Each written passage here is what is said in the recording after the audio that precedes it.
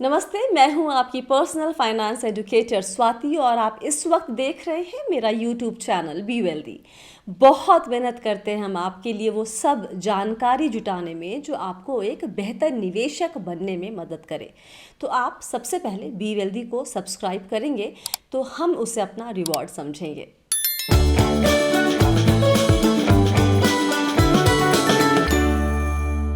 सवाल था, मेरे पास 25 लाख का लोन है जिसकी ईएमआई है 23,300। एक प्रॉपर्टी बेचने से मुझे 30 लाख मिला है। इस 30 लाख से मैं लोन चुका दूं या फिर इसे निवेश करके एसडब्ल्यूपी के जरिए लोन की ईएमआई पे करूं। इससे ईएमआई का बोझ भी उतर जाएगा और निवेश भी लॉन्ग टर्म में अप्रिशिएट करेगा। चलिए पहले कुछ सिनेरियोज देखते हैं। मेरा जवाब क्या है ये इन सिनेरियोज को देखने के बाद आपको मिलेगा। ओके, शुरू करते हैं। मान लेते हैं कि आपने ये 30 लाख निवेश करके इसमें 23,300 की एसडब्ल्यूपी शुरू कर दी। समय नहीं बताया गया था सवाल में, तो हम 10 साल मानकर चल रहे हैं। क्योंकि 10 साल का समय है तो इक्विटी में जा सकते हैं, और क्योंकि हम फ्यूचर डेटा तो प्रेडिक्ट नहीं कर सकते तो बैक डेटा के आधार पर ही हम इन सिनेरियोज को समझेंगे। मान लें कि यह निवेश एक लार्ज कैप फंड में किया गया। उदाहरण के लिए अभी आईसीआईसीआई ब्लू चिप ले लेते हैं, प्रमोशन नहीं कर रहे हैं, सिर्फ उदाहरण है। तो हमने 30 लाख रुपए आईसीआईसीआई ब्लू चिप में 2013 जनवरी में निवेश किया और वहां से मार्च 2013 से एसडब्ल्यूपी शुरू की 23,300 की। 10 साल में हमने 30 लाख 52,000 निकाले और वैल्यू है 76 लाख से अधिक। दूसरे केस में हमने सोचा कि लार्ज कैप नहीं, थोड़ा बैलेंस्ड अप्रोच लेकर चलते हैं। ठीक है, तो हम ले लेते हैं आईसीआईसीआई का ही बैलेंस्ड एडवांटेज फंड। बाकी सब कुछ सेम है। 10 साल बाद पैसे तो उतने ही निकले, लेकिन यहाँ पर वैल्यू है 53 लाख रुपए। आप इन दोनों नंबर्स को याद रखिएगा, बड़े नंबर्स हैं। अच्छा, एक बात और, अगर आप 30 लाख के निवेश करके 23,300 की एसडब्ल्यूपी करते हैं तो जो आपके पॉकेट से हर महीने 23,300 की ईएमआई जा रही थी वो बचेगी और आप उसे निवेश कर पाएंगे। कैलकुलेशन की सहूलियत के लिए निवेश का समय 10 साल ही मानकर चलते हैं, तो 10 साल में 12% रिटर्न के हिसाब से 23,300 के मंथली एसआईपी से आपके पास करीब 54 लाख रुपए जुड़ जाएंगे। और आपने जो 30 लाख निवेश किया था जहां से एसडब्ल्यूपी चल रही थी, वो पैसा भी आपने थोड़ी देर पहले देखा कि दोनों ही केस में, चाहे लार्ज कैप हो चाहे वो बैलेंस्ड एडवांटेज फंड हो, दोनों में ग्रो हुआ है। तो 10 साल के बाद आपके पास कुल कितनी रकम होगी, पहले ब्लू चिप में देख लें। वहाँ वैल्यू है 76 लाख और आपके निवेश से आपने जोड़े हैं 54 लाख, तो आपके पास होगा करीब 1 करोड़ से अधिक, 1 करोड़ 30 लाख के आसपास, राइट।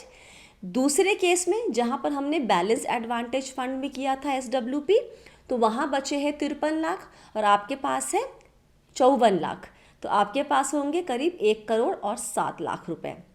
ये हुई एक सिचुएशन की बात जहां आपने 30 लाख को निवेश करके एसडब्ल्यूपी लगाई और उससे ईएमआई भरनी शुरू की।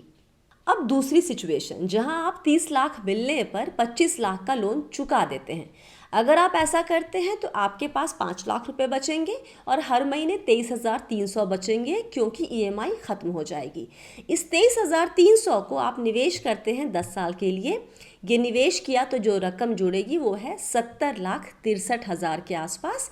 यहाँ पर हमने 12% का रिटर्न मानकर ये कैलकुलेशन किया है। तो आपके सामने एक तरफ है 70,63,000 और दूसरी तरफ आपके सामने 1 करोड़ से अधिक रकम। जाहिर सी बात है कि किसी का भी मन एसडब्ल्यूपी वाला ऑप्शन लेने की तरफ झुकेगा, लेकिन मैं ऐसा नहीं करने को कह रही हूँ। क्यों?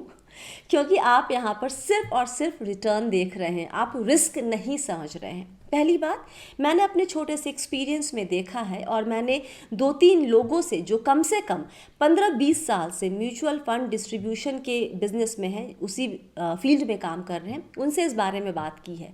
हैंड होल्डिंग के बावजूद बहुत कम लोग हैं जो 10 साल से अधिक निवेश में बने रहते हैं या फिर निवेश जो सोचकर शुरू किया था उसे वैसे ही कंटिन्यू कर रहे हैं। तो हम ये पहला एजम्पशन लेकर चल रहे हैं कि हमने 30 लाख की एसडब्ल्यूपी 10-15 साल के लिए कर दी और एसडब्ल्यूपी की रकम से लोन की ईएमआई चुकाएंगे। दिक्कत ये है कि प्रैक्टिकली ये करना एक रिटेल निवेशक के लिए ना के बराबर है। वजह है आपका बिहेवियर, जिसे हम निवेश शुरू करते वक्त या कोई बड़ा फाइनेंशियल फैसला करते वक्त एकदम भाव नहीं देते। क्यों नहीं टिक पाता निवेशक? क्योंकि म्यूचुअल फंड में आपको मिलती है लिक्विडिटी, तो निवेशक कुछ ना कुछ वजह से उस लिक्विडिटी का फ़ायदा उठा लेता है। लिक्विडिटी का मतलब कभी भी निवेश से पैसा निकाल लेने की सुविधा। ये एक ब्लेसिंग भी है और एक दिक्कत भी। दूसरी वजह है मार्केट वोलेटिलिटी। वीडियो की शुरुआत में हमने बीते साल का डेटा लिया है, बीते कुछ सालों का, 2013 से 2024 तक का, है ना। तो जनवरी 2013 से दिसंबर 2013 तक बहुत उठापटक थी और अधिकतर वक्त रिटर्न निगेटिव में था। एक वक्त पर लार्ज कैप में जो 30 लाख रुपए लगाए गए थे उसकी वैल्यू 26 लाख दिख रही थी और बैलेंस्ड एडवांटेज में 30 लाख की वैल्यू 28 लाख दिख रही थी।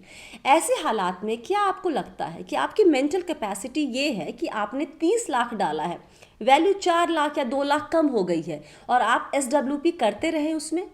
होता ये है कि बीते 10 साल का ट्रैक रिकॉर्ड देखने में बहुत अच्छा लगता है, लेकिन जब आप एक्चुअल में इसमें होते हैं, पार्टिसिपेट कर रहे होते हैं, तो आप में मार्केट वोलेटिलिटी हैंडल करने की क्षमता काफ़ी कम होती है।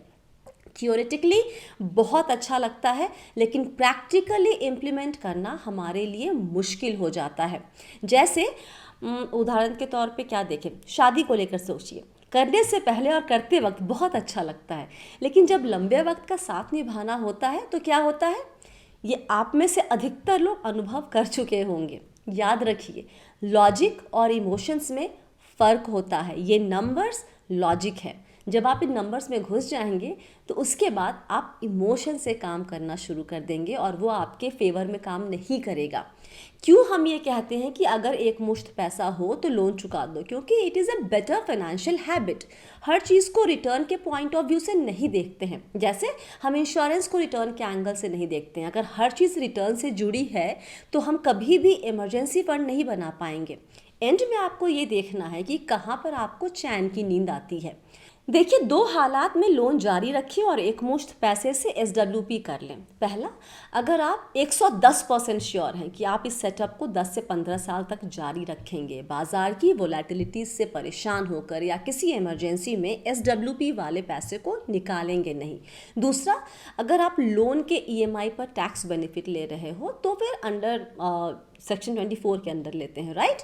तो शायद इट मेक सेंस कि उतना आउटस्टैंडिंग रखो जितना तक की इंटरेस्ट है। इसमें भी ध्यान रखें कि अगर आपने न्यू टैक्स रिजीम ऑप्ट किया है तो ये बेनिफिट आपको नहीं मिलेगा। तो अगर ये दोनों ही केस आप पे लागू नहीं होते हैं तो बहुत सिंपल सा जवाब है कि लोन चुका दीजिए अगर आपके पास एक मुश्त रकम आई है। और ये मेरी सोच है, लेकिन हो सकता है कि आपकी सोच मुझसे अलग हो। तो कमेंट करें और शेयर करें अपनी राय। ईमेल भी कर सकते हैं, आईडी दिख रही होगी आपको हमारे स्क्रीन पे। फिलहाल के लिए इतना ही। याद रखिए, आप है मेरे यानी स्वाति के साथ और हम सब हैं बहुत ही सावधानी और समझदारी के साथ अमीर बनने के सफ़र पर। वक्त देने के लिए शुक्रिया। आप सभी को बहुत सारा प्यार और दुलार। Stay blessed, healthy and be wealthy.